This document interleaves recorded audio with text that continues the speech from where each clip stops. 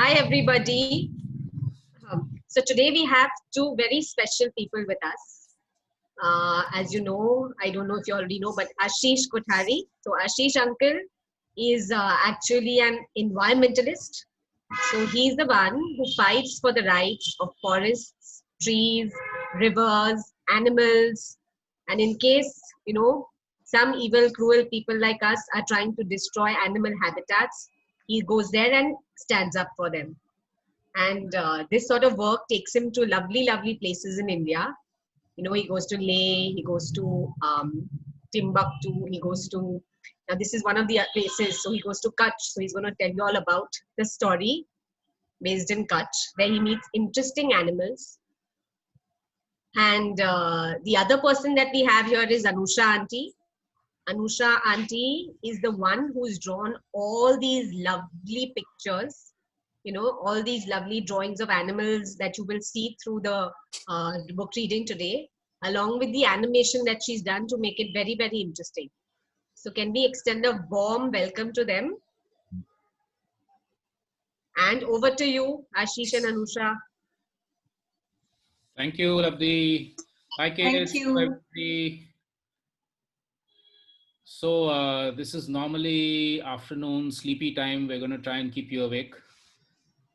This is a story from a very special part of India, and we'll show you in a minute where that is, called Kutch. And that's an area which has some very, very interesting wild animals and plants and very interesting people also. So this story will take us through a very interesting way in which these animals do something to save their home and the areas in which they live. And we'll see how exactly they do that. But first, let's locate Kutch.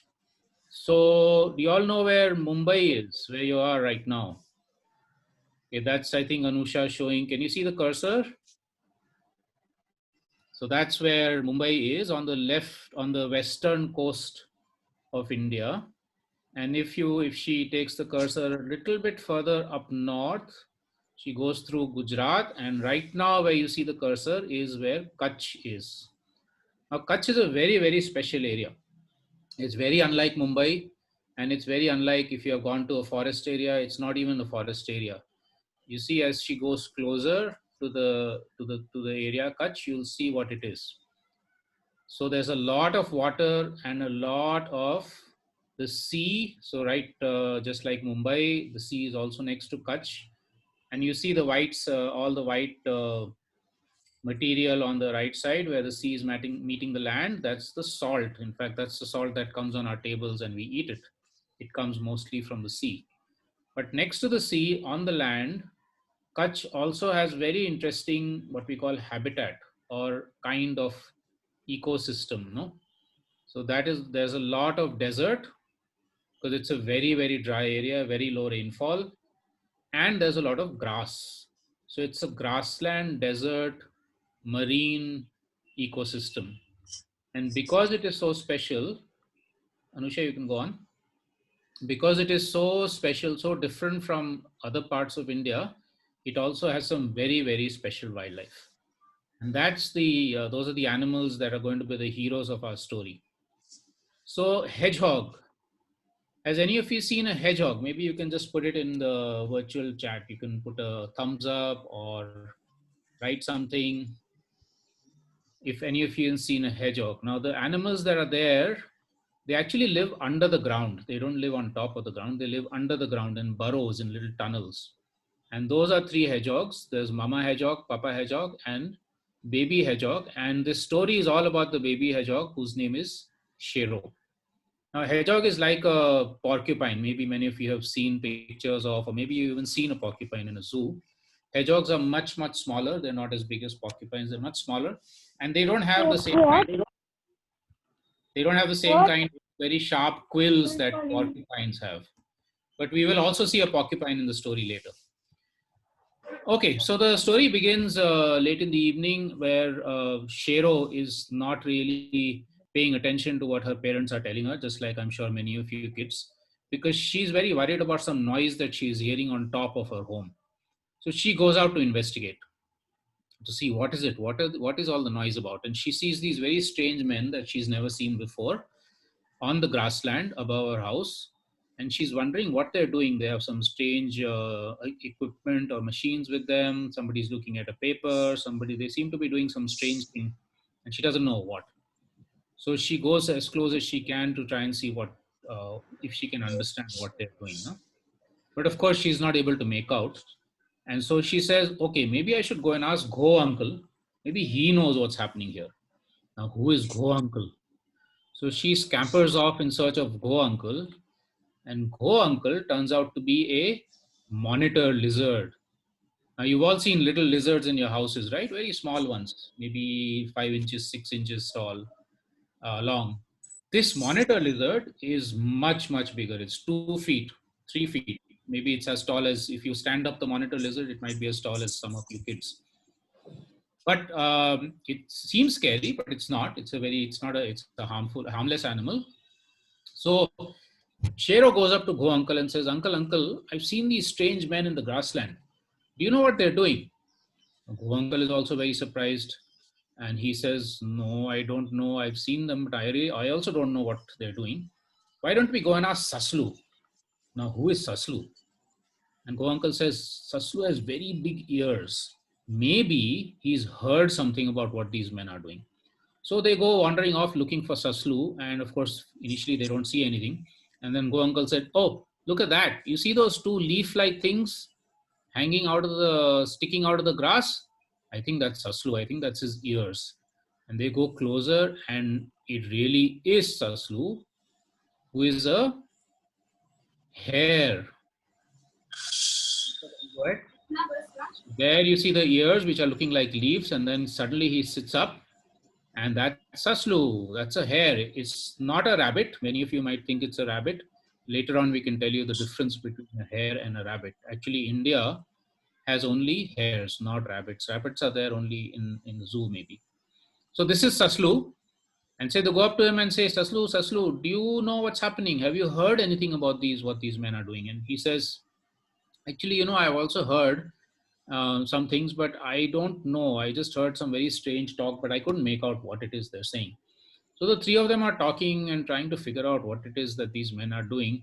And while they're talking, suddenly they have this big shadow coming on top and they get scared, saying, oh, what is this? Who is this? But it turns out to be only their friend, Bagla, the egret. Many of you might have seen these white, tall birds that are near lakes and rivers and nalas. Even in Bombay, you'll see them. And that's an egret. So Bagla the egret lands on the ground and says, what are you people doing? Why are you having a conference, a meeting here, the three of you in this grassland? So they explain to him saying, look, we've seen these men, we've heard them talking, but we don't know what they're doing. Do you know? And Bagla says, you know what? Just yesterday, I was I was eating some insects, and suddenly I saw this big monster with huge jaws, really big jaws, right next to me. I got really, really scared, and I flew away from there very fast. I don't know what it is, but maybe that big monster is something to do with these men. So they all keep wondering. They say, what is happening? Because they can't really understand what's going on, right? So then Bagla says, look, let's go and ask my friend Pardo the buffalo. Pardo and I have a special relationship. I go and sit on his back and I eat his insects. So he gets rid of his insects and I get food. And Pardo is very close to some human being. So maybe he knows what's going on. So they go scampering off or flying off and they go and meet Pardo. And Pardo the buffalo is chewing very contentedly on the grass in the grassland. And Pardo says, look, I also don't know, but why don't we go and ask Suleiman Kaka? Now, who is Suleiman Kaka? Suleiman Kaka is the farmer, what's called the pastoralist, the person who takes all the buffaloes out into the grassland to graze. They go out the whole day. He spends his day eating and wandering around. They all have their grazing and then they come back home.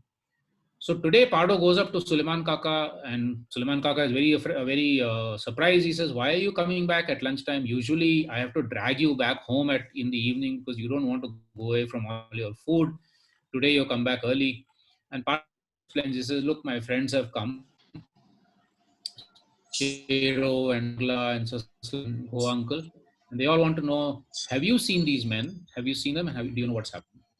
So Suleiman Kaka interrupts his lunch and he says, I know what's happening. At least I know a little bit about what's happening. What I've heard is that these men are surveying, they're studying the area because they want to build a big factory here. A big factory which will take away our grassland, which will create a lot of pollution. They're going to make a whole pipeline from the factory into the lake. So even the birds in the lake and the fish in the lake will be affected. And we will all maybe lose our homes if this factory comes up. And I don't know, I'm very worried. So of course, then the animals hear this, Shero and everybody else, they hear that and they get very scared. They are really worried. They are, talking to each other, saying, "Oh gosh, what is it? What will we do? Where will our children go? Where will we go? We don't have any other home. We can't go to the city and live. We can only live in this grassland and only in the forest and only in the lake. So where do we go? What do we do?" So they're talking, and they decide to hold a conference of all the animals from the grassland and the lakes. So apart from Shero and Bagla and Pado and all these, others also land up. So you see there, those are wild donkeys. Kutch has wild donkeys. Anusha, just wait for a sec. Kutch has wild donkeys. You've seen donkeys, no, on the roads in Bombay. Kutch actually has wild donkeys. Nobody tames them. They're not with human beings. They're on their own. So there are donkeys. Then oont, Untro, the camel. Kutch also has a lot of camels. The camels come. Then these little mice that you see there, little mouse, they are called gerbils. So there are undardos. Then there is Varu, the wolf. Kutch also has a lot of wolves. And you can see these sticky little hair-like thing. It's not somebody's hairstyle. Maybe one of you has a hairstyle like that. It's actually the porcupine. Okay, so all of these animals, they come and they start discussing. They say, what will we do? We can't lose our home. We can't go anywhere else. We must do something. Varu is there with her two cubs. Untado is there. All the animals are there and they say, what is it? We have to do something. And meanwhile, the porcupine, Shahudi, is sleeping. Now, why is the porcupine sleeping in the middle of this very, very intense conversation? Because Shahudi, the porcupine, is a nocturnal animal, which means she only comes out at night and she feeds at night. So it's in the day, in the middle of the day, of course, she's going to be sleeping. Then suddenly she's sleeping, but she's actually not fully sleeping. She's listening to the conversation. And suddenly she gets up and she drops a lot of her quills. Now, quills are these hair which grow, but very sharp hair that grow on Shahudi's back. In old times, we used to use these quills as pens. You would fill ink into them because they're hollow and you could use it as a pen. Anyway, she suddenly gets up and a lot of these quills drop. Some of them almost drop on Shero, and Shero says, "Oh my God, you nearly quilled me." Then they have an idea. Shero has an idea. Shahudi has an idea. What can we do with these quills? How do we stop these men? Maybe we can use them. And she's thinking, and everybody else is thinking. Then suddenly this big hand comes and takes the quill out of Shero's hand. And that happens to be Shero's mother. And she's furious. She says, "What are you doing out so late in the evening here? You should be at home and having dinner and going to sleep.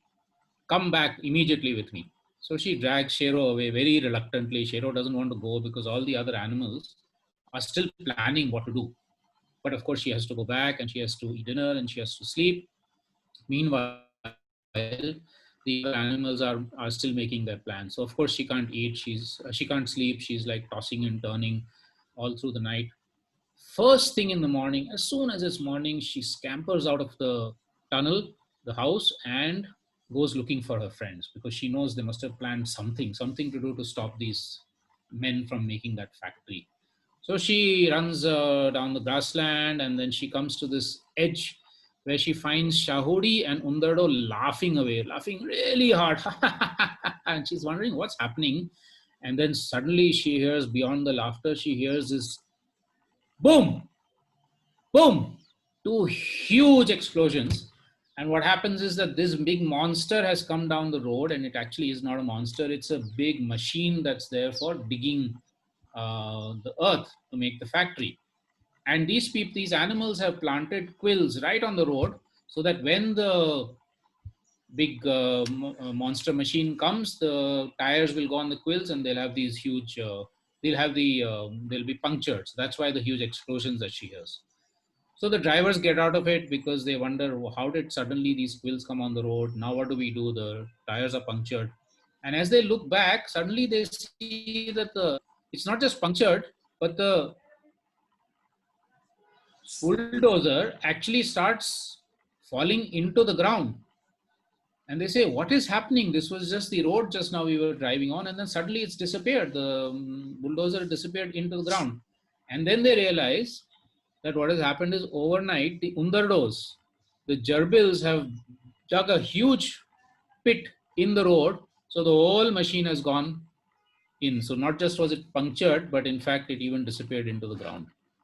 So that's what the plan was, that over the night they were making this plan, and then they put the quills in the right place and they dug the road. And so of course the men are stranded. So they call up their owner, Mr. Nidani from Bhuj town. Bhuj is the big town in Kutch. And he's really, really furious. He's really angry, saying, "What do these animals think they are? What are they doing? I'm going to definitely make that factory. Nobody can stop me."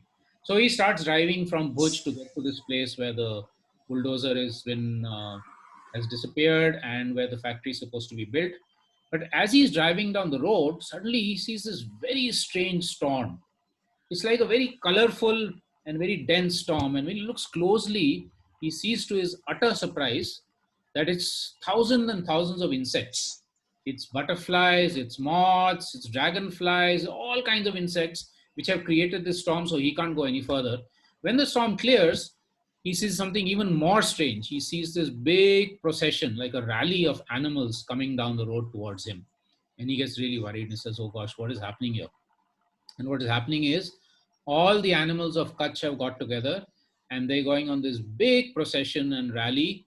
They're going to go into Bhuj town and petition, meaning they're going to tell the government there, the people who decide whether to make factory or not, that you can't build this factory here. You can build it somewhere else, build it in your own town, but not in our house, not where we have our homes, not in our grassland.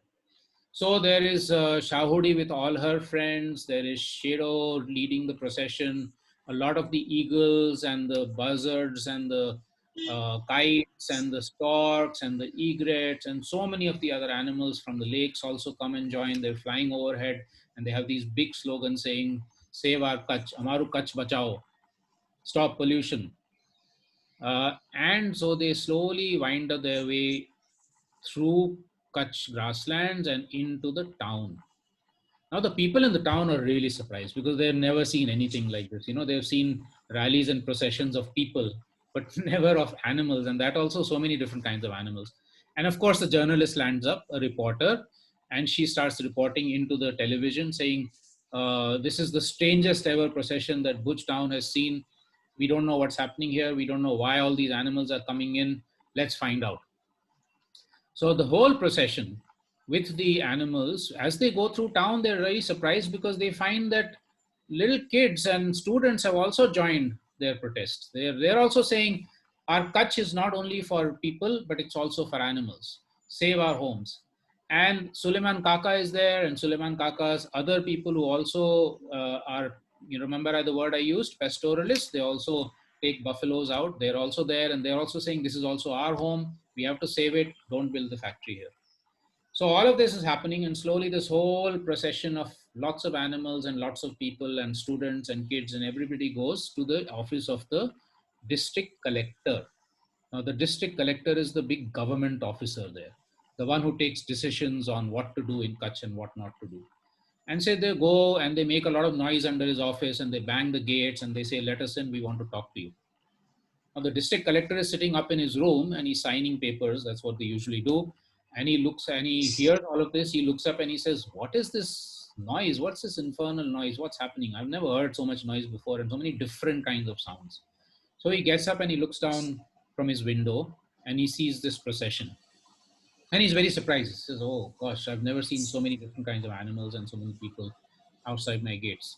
So he tells his officers, he says, "Let them in." He tells the chowkidar, "Let them in. Let me see what they're coming for. Why are they here?" So they're let in. And Suleiman Kaka and Shero and Fado and Waru, they all troop into his office. And Suleiman Kaka gives the plans of the factory. He says, look, we have heard that this factory is going to be built where where we live and we go grazing and we go eating our food and everything. You can't build a factory here. So the collector takes the plans from Suleiman Kaka, and to Suleiman Kaka and everybody else's surprise, he actually looks at the plans and then he tears it up and throws it away. They're really surprised. They say, what is this? No government officer behaves like this. And he smiles at them and he says, you know, we already heard about your protest. We already know that this is your home and that we should not build the factory here.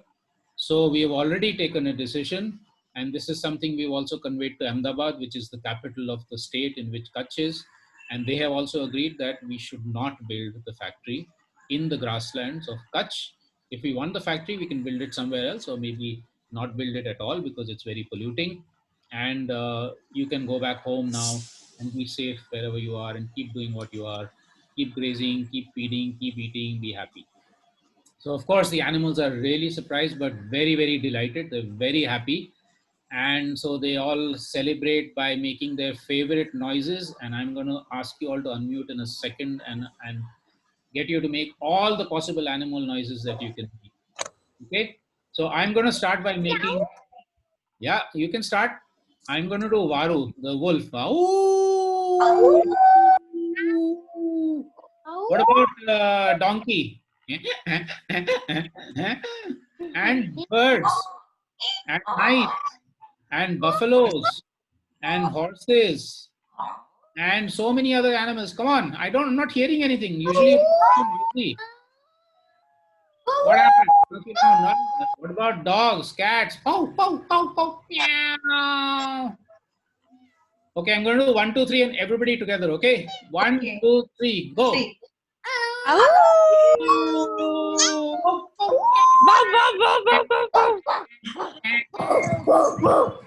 Okay, that's it. So see, that's how happy the animals are. That's how happy you all are. And so then they go out of the office and they start going back home, very happy about the fact that they have won this victory. And slowly they wind their way back home as the sun is setting. And you know, Shero wants to talk really to Go Uncle and say, hey, we won. But then Go Uncle is so tired with all the walking that he's fast asleep on Hudkar, the wild donkey's back. Slowly, that's the grassland in which they head back, very happy that they have saved their homes. That's the end of the story, kids. I think Anusha is also going to show you very quickly what the animals actually look like. Yes, so that's the Indian hare. Now the rabbit that you people are probably seen, I'm sure you've all seen rabbits. They are smaller and they have a different kind of shape. You can see here the shape is much longer and it's a much bigger animal. This is the Indian hare. Then we can see the next few animals. Maybe Ashish uncle, you can also tell them the name of the story, the animal like Saslu and. Yeah. Okay, so that's Saslu the hare. Yes, that's Saslu the hare. Yes. And then the next one is the hero of the story. That's Shero the hedgehog. You all can unmute and answer. If anybody remembers the name, knows the animal, unmute and answer. Who do you think this one was? Let them guess. Who do you think this one was? Myra, your hand is up. Yes, Myra. What was the name of this character in the story? This was the first one that Shero went to meet. Myra, you can unmute yourself. Yeah, she can. Can you hear me? Yes, Bacha, we can hear you. Talk. The mama.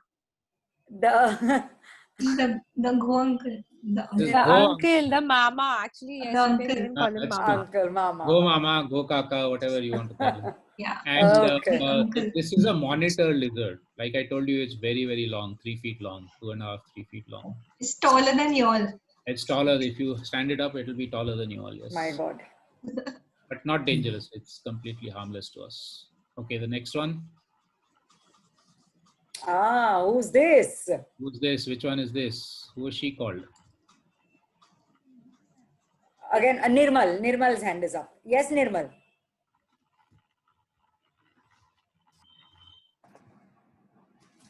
Forgot. Acha, okay. Tell. Tell. Eagle. Egret.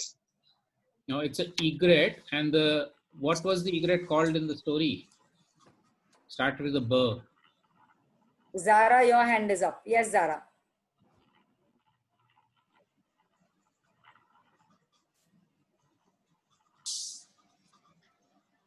Zara. So.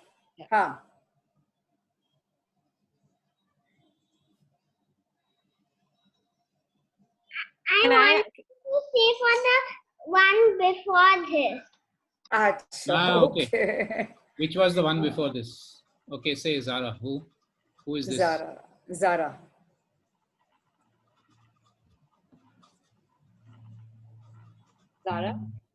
Zara, you wanted to tell us about this animal? It's okay. You can repeat it. It's fine. We'll hear you. The lizard, which is the leader. Oh, the leader. Okay. You're talking about the hedgehog. What was her name?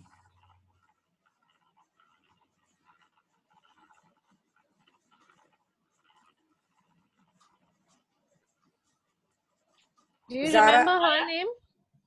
Remember her name? Yeah, tell us. It's the name of the story. Anybody remembers? Anybody else remembers? Reyansh. Chalo, Reyansh, you can help.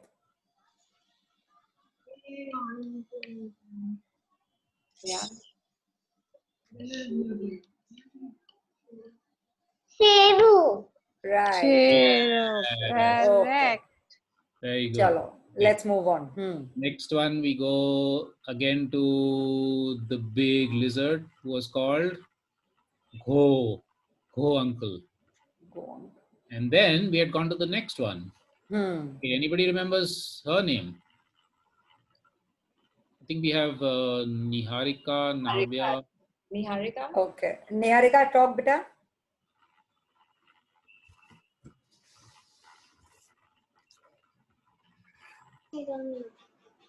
Don't remember. Don't remember. Okay. Anybody Anyone else? Navya has a hand up. Navya?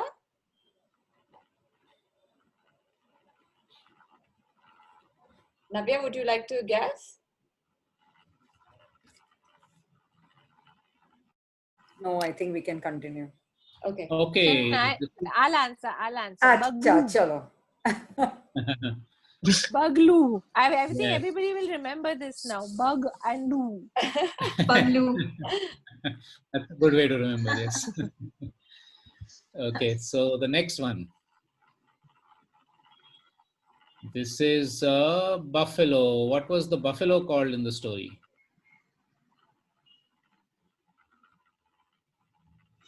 Eva? Eva. Myra's hand is up. Eva. Eva, you can go. The buffalo. Yes, bacha, but what was the name in the story? I don't really remember. Don't remember the names. Okay. Amay has also got his hand up. Amay. Natasha, I think they're not able to unmute themselves. So maybe you can disable that. You go to the bathroom very badly. Oh. Is it over? You want to use go and come. Go quickly. Ahead. We'll continue. Thank you. I'm glad at least he took permission. Okay. I think Miss Anusha, we can continue. Okay. So the buffalo was called Pardo. Okay. Oh, and now there are lots of animals coming together. So the one on the top left-hand side, the one with the very sharp quills that I told you, we used to use them as pens. That's a porcupine. But what was the porcupine called in the story? Starts with a sh. Anyone? No hands up. Sky's hand is up. Yes, Sky. Yes, beta, tell. Sky, unmute yourself. Yeah. Sky, can you be a little louder, beta? Shego. Shadow. Shero. Shero. Okay, Shero is the hedgehog which we showed you earlier, but you know she looks similar, so it's a Yeah. bit So confusing. she's confusing. Okay. Mahira Porcupine. also has a hand up. Myra?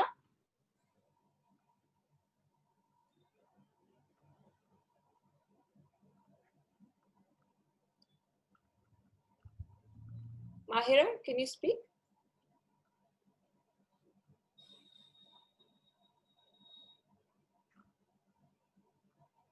We can't hear you, sweetie.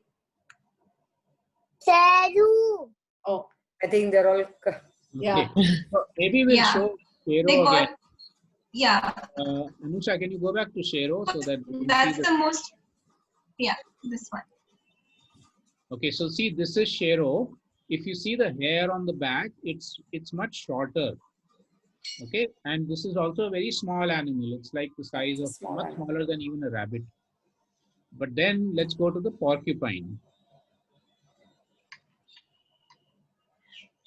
So see the long hair on the back of the porcupine. That's the left-hand side picture. And if you see, it's a much longer hair, and the hair is also very sharp. So you can actually poke yourself, and blood will come out if you. Ashish uncle, you know Yeah. what? They can, because nowadays, no, grade 1 is totally into research skills. Okay. They're doing a lot of research. So if they want, it's optional. If they want, they can find out the difference between a hedgehog and the porcupine, how they're similar, how they're different. Yes, Nah, yes. that they can do. So if Very you much. wish to. Very much. Very good idea. So yeah, kids, you should do that. Okay.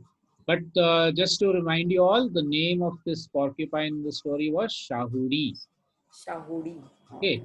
Now the small creature on the right side, in the middle on the top, which looks like a mouse, that actually in English is called a gerbil. I'll write it out in the chat box so you know the spelling. But do you remember the name in the story?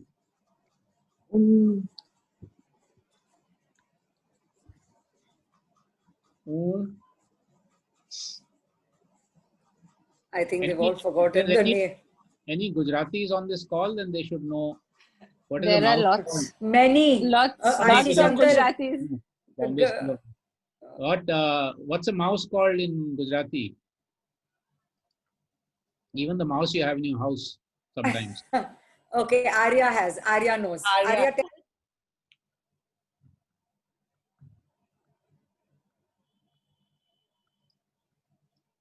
Unmute, beta. Unmute and tell. In Gujarati, a mouse is called Undar. Yeah. Correct. So this one we called in the story Undardo, just to add a little bit of twist to it. Huh? So these are Undardos. Then the bottom left-hand side, everybody knows what that is, right? The big animal with the long neck. They all know this. They all know. So what is the name in the story? That's also common both Hindi and I think Gujarati also. Darius, chalo, Darius, you try. It's similar, the Gujarati name. Come on.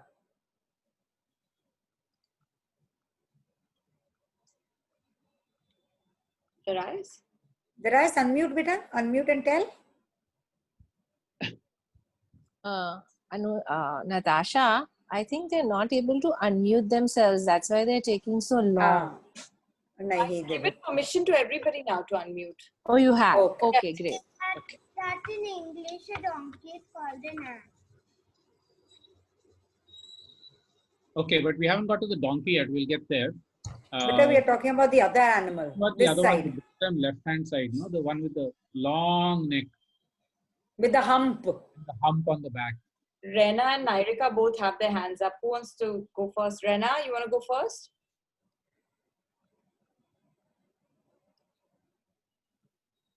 Rena, unmute yourself. I didn't see the story. Yeah, she joined in late. She was. Okay. The internet was not working. Okay, but most of you will know what a camel is called, no? In Hindi or Gujarati. Nirika, you want to try? Your hand is up. No, she's saying no. Okay, so camel is in the story is Oot. Called Yeah. No, I think uncle, you can continue. Oot or Ootado. Okay, that's the camel in the story. Then the animal next to it, the one which looks like a dog, that is a wolf. The one whose sound is my favorite, no? The ow.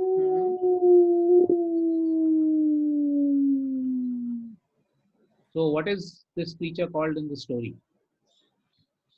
There was a mother wolf with two babies, two cubs. Anybody remembers? Varu. Yes, very good. Varu, yes. Okay, and then the one that we already know, the last one that's left is the one that looks like a The donkey. horse. No, actually like a donkey. The donkey. Yes. So what is the donkey's name? That's a little bit more difficult. The donkey. Yeah, it's donkey in English. In Kutch and in Gujarat, it's called the Ghorpad. So that's a bit more difficult. But like you remember that this donkey is not the donkey you see on the streets in Bombay. This is a donkey that's in the wild. It lives by itself. It has no human beings. You can't use it for anything. It lives by itself. It's completely free. Okay, do we have any more, Anusha? Or we finished? Yeah, I think that's it. Okay. All right. So that's it for the stories and the animals. So kids, how did you like it? Do you have any questions? It was an amazing story. Oh, wow. That's nice to see. Thank Yes, it you. was. I didn't see it, so I don't know how. You see, Yeah, I know. I saw a little bit about it, only little. you can see Okay, the to the ones who heard it. The ones you didn't hear it, it's fine. But the ones who heard it. It was a very nice story. Thank It was a you. very nice story. It was very good. It was great. Very good. Okay, grade 1, I have a wondering question for all of you all because it was connected to our UI. What do you think those humans were trying to do? The ones who came over there. What do you think they were trying to do? Arjun. Arjun, I can only hear one at a time. Hold on. Arjun is sharing. Arjun, what do you think those humans were trying to do? They were trying to build a factory over there. Yeah, so by building the factory, what do you think they were doing? They were making pollution. Okay. They were destroying the animals' habitat. Absolutely, that's the line. Rehan, can you repeat for all your friends again? They were destroying the animals' habitat. Absolutely. That is what they were doing. They were destroying the natural habitat of the animals. That is what we humans have been doing, right? Thank you, Rehan. Yes, uncle, I just wanted to get that connection so that they understand. very much so. So kids, many of you said you like the story. What's the part you like best? One by one. Put your hands up. Navya, you want to go?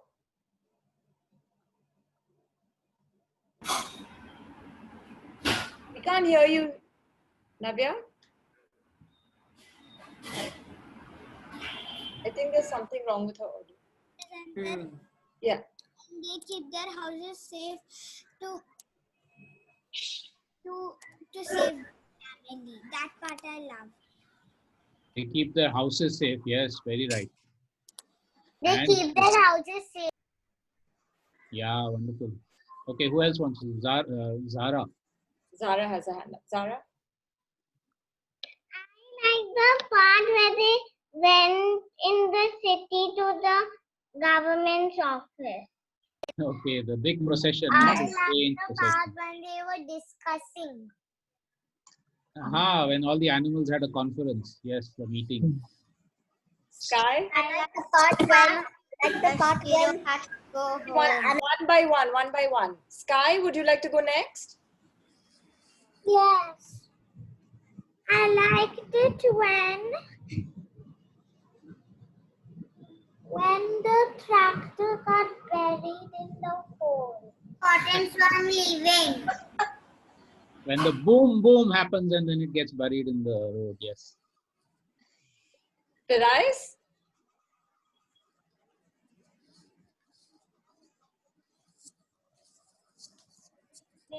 Yes, I listened to my sister reading it in grade 3. In grade 3, yes, because we had this session in grade 3. So you know what, grade 1, we have another 5 minutes before we end. So I have a question for Ashish uncle.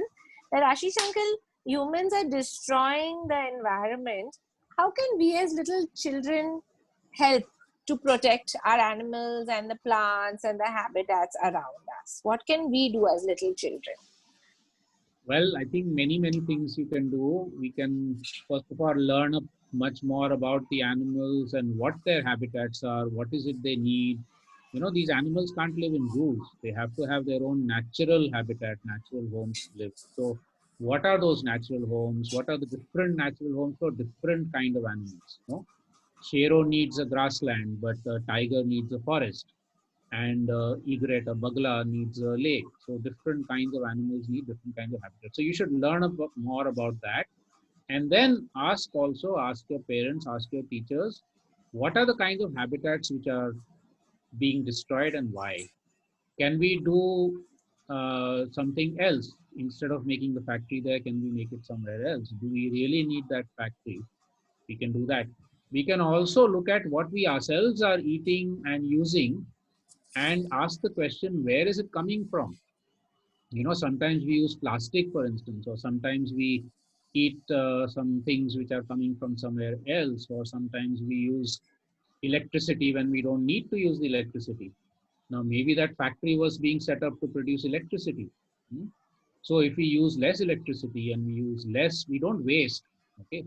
Then that means we are also helping to save some of the habitats, because otherwise they would be destroyed for us to be able to meet what we want. Huh?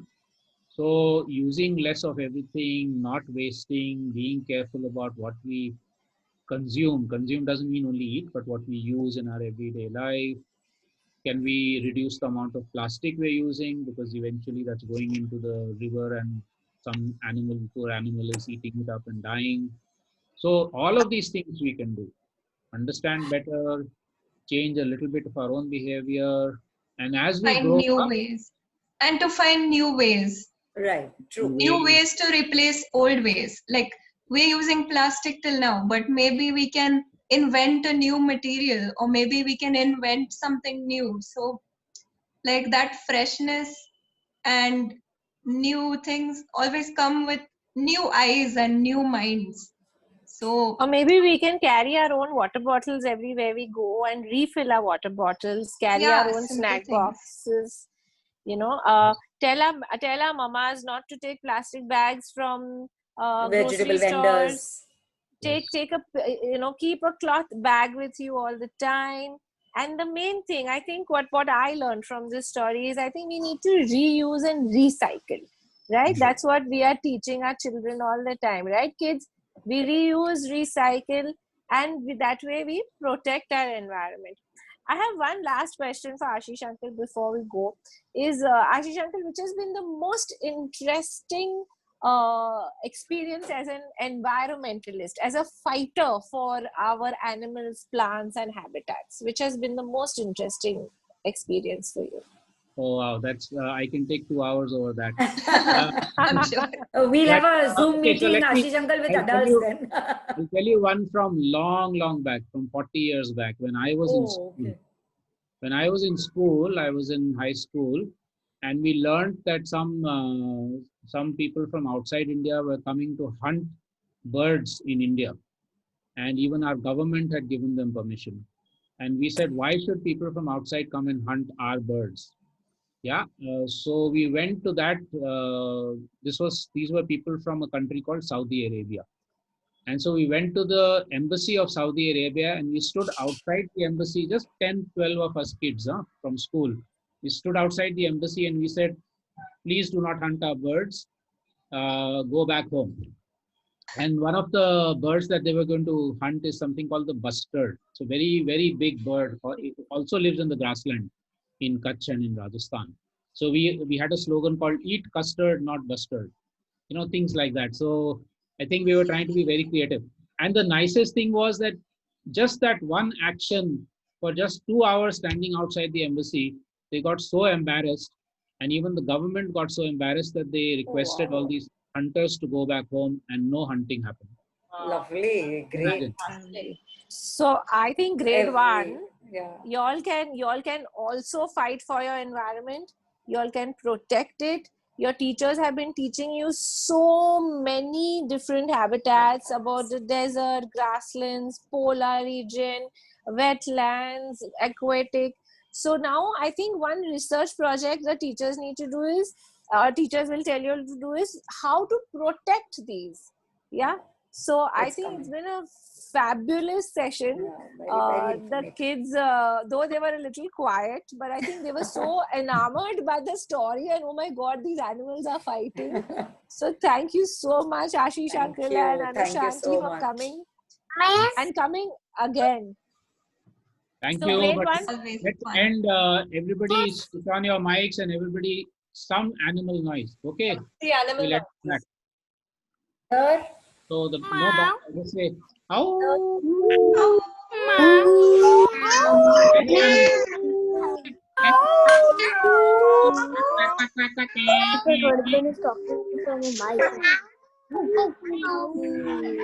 I'm making more noise than you are. Kids are I know, we can't hear you. Louder. come on, grade one.